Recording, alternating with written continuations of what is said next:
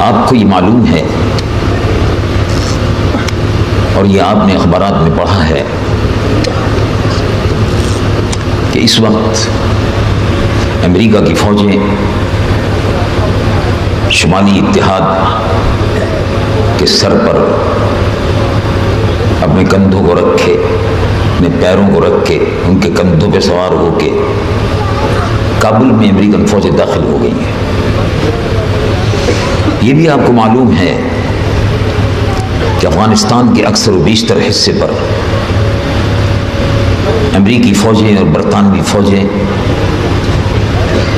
شمالی اتحاد کے وہ لوگ جو اپنے آپ کو نام نہاد مسلمان کہتے ہیں، ان منافقین کے کندھوں پہ سوار ہو کے امریکی فوجیں اور برطانوی فوجیں کابل میں داخل ہو گئی ہیں۔ یہ پہلا واقعہ ہے؟ نہیں، ایسا نہیں ہے۔ یہ پہلی مرتبہ ایسا ہوا ہے کہ امریکی فوجیں، برطانوی فوجیں کابل میں داخل ہوئی ہیں؟ کیا یہ پہلی مرتبہ ہوا ہے؟ نہیں، ایسا تو نہیں ہے۔ کیا تاریخ یہ بتاتی ہے کہ یہ پہلی مرتبہ ہوا ہے؟ نہیں، ایسا تو نہیں ہے۔ تاریخ یہ بتاتی ہے کہ پچھلی صدی میں انگریز بھی تھے، انگریزوں نے 150 سال ہندوستان پر حکومت کی، اور اس کے بعد قائد اعظم کی قابل فخر قیادت میں بر صغیر کے مسلمانوں نے پاکستان کی جدوجہد کی اور الحمدللہ پاکستان مل گیا۔ لیکن اس سے پہلے سن 1947 تک ہندوستان پر انگریزوں کی حکومت تھی، اور ہندوستان کی سرحدیں جیسے آج پاکستان کی سرحدیں ڈیورنڈ لائن پر افغانستان سے ملتی ہیں، ایسے ہی انگریزوں کی سرحدیں بھی ملتی تھی۔ تو انگریز نے 2 مرتبہ کابل پر قبضہ کیا، کوئی نئی بات نہیں ہے۔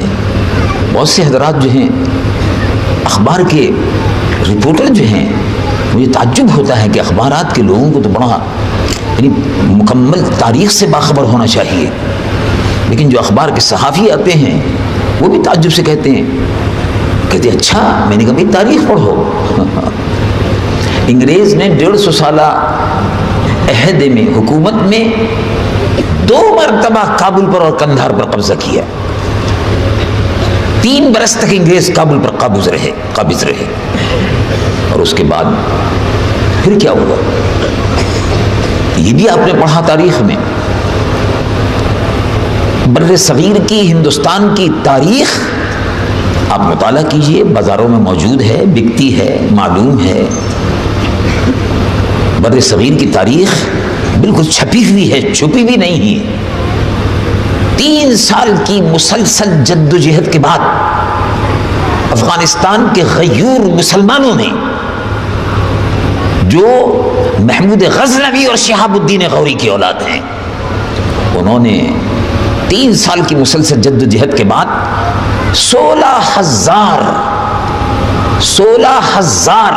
انگریزی فوج کو گاجر مولی کی طرح سے کاٹا، اور صرف ایک آدمی کو چھوڑا جس نے بھاگ کر پشاور میں آ کر انگریزی چھاونی میں خبر دی کہ 16,000 ختم ہو گئے، میں ایک باقی بچا ہوں۔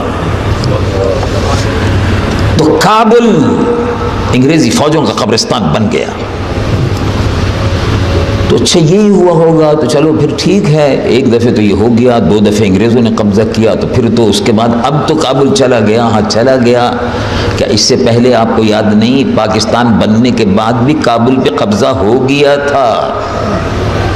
یہ تو سب لوگوں کو معلوم ہے۔ میں نے تو پرانی بات انگریزوں کی بتا دی جو 18ویں صدی کی تھی اور 19ویں صدی کے اوائل کی تھی، سن 1920 تک کی تھی۔ لیکن اب جو تاریخ ہے، دسمبر 79 میں، دسمبر 79 میں روسی فوجوں نے افغانستان پہ قبضہ کر لیا۔ روسی فوجیں 2 مہینے کے اندر اندر کابل نہیں پورے افغانستان پہ قبضہ کر کے 1,20,000 فوجیں افغانستان میں بیٹھی ہوئی تھی۔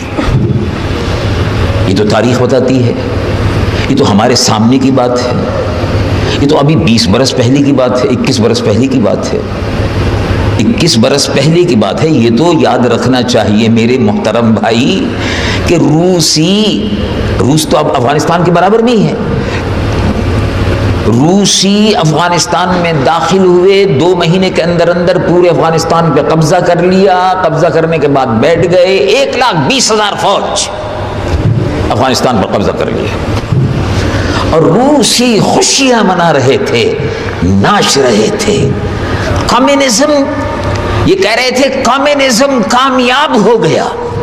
کمیونزم کا مطلب ہے لا دینیت، کمیونزم کا مطلب ہے سیکولرزم، کمیونزم کا مطلب ہے اسلام دشمن قوت، کمیونزم کا مذہب ہے مذہب کو ختم کرنا، کمیونزم کا مطلب ہے مسجدوں کو ویران کرنا، مسجدوں کو بلڈوز کرنا، کمیونزم کا مطلب ہے مدرسوں کو بلڈوز کرنا، یہ کمیونزم تھا۔ کمیونزم کا مطلب ہے قرآن شریف کی اشاعت کو بند کرنا۔ چنانچہ پورے روس میں 70 برس تک قرآن شریف کے چھپنے کی ممانعت تھی، مساجدوں کو توڑ دیا گیا تھا، مسجدوں کو استبل معاذ اللہ بنا دیا گیا تھا، اور روس نے یہ سمجھا کہ اب میں نے افغانستان پر بھی قبضہ کر لیا۔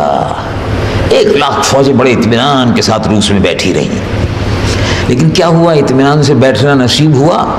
8 برس تک مسلسل لڑائی ہوئی، اور سن 1988 میں شروع ہوئی۔ 88 میں روس کو کابل ہی میں شکست ہوئی، اور روسی فوجیں 50,000 فوجیوں کی نعشیں لے کر ماسکو کی طرف بھاگے۔ 8 برس میں افغانستان پر پھر لا الہ الا اللہ محمد رسول اللہ کا پرچم لہرا رہا تھا۔ اب کابل پھر چلا گیا۔ لوگ یہ سمجھتے ہیں کہ چند غنڈے بدماش جن کو امریکن اپنے ساتھ لے کر آئے تھے، ان کے کرائے کے آدمی، ان کی داڑھیاں منڈ گئی ہیں۔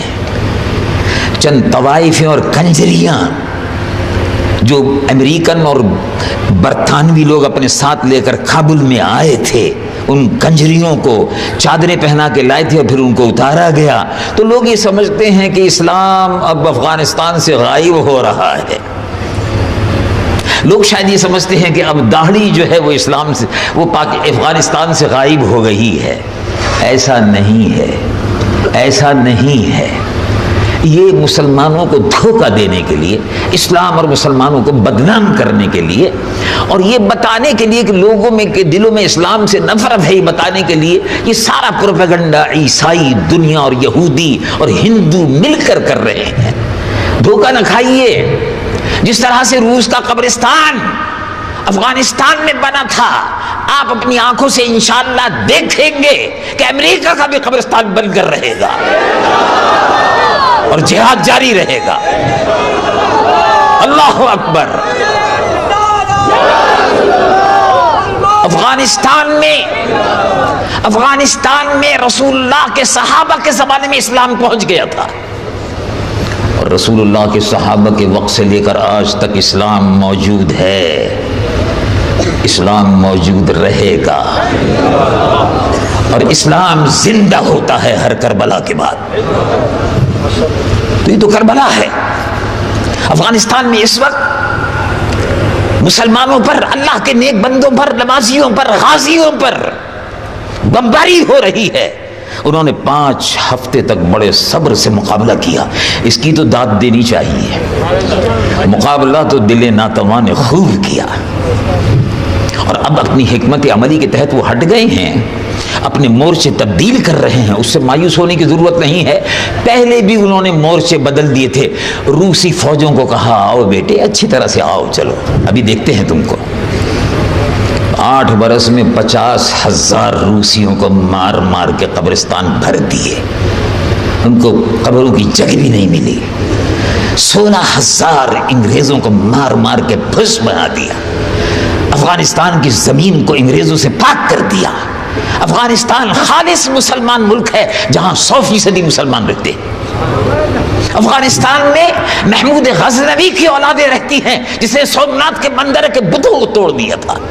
افغانستان میں شہاب الدین غوری کی اولاد رہتی ہے، جنہوں نے لال قلعے پر اس زمانے میں پرتھوی راج کو قتل کر کے بادشاہ دہلی ہندو کو مار کے اس قلعے پر دہلی کے لا الہ الا اللہ محمد رسول اللہ کا پرچم لہرایا تھا، اس شہاب الدین غوری کی اولاد ہے۔ افغانستان کے لوگ داتا گنج بخش علی الحجویری کی اولاد ہیں۔ داتا گنج بخش علی الحجویری بھی تو افغانستان کے تھے نا۔ تو میرے محترم بھائی، مایوسی کی بات نہیں ہے، اسلام کے دشمن مایوسی پھیلا رہے ہیں۔ اسلام زندہ ہوتا ہے ہر کربلا کے بعد۔ اسی سرزمین سے، افغانستان کی اسی سرزمین سے وقت آ رہا ہے محمود غزنوی پیدا ہو کر رہے گا۔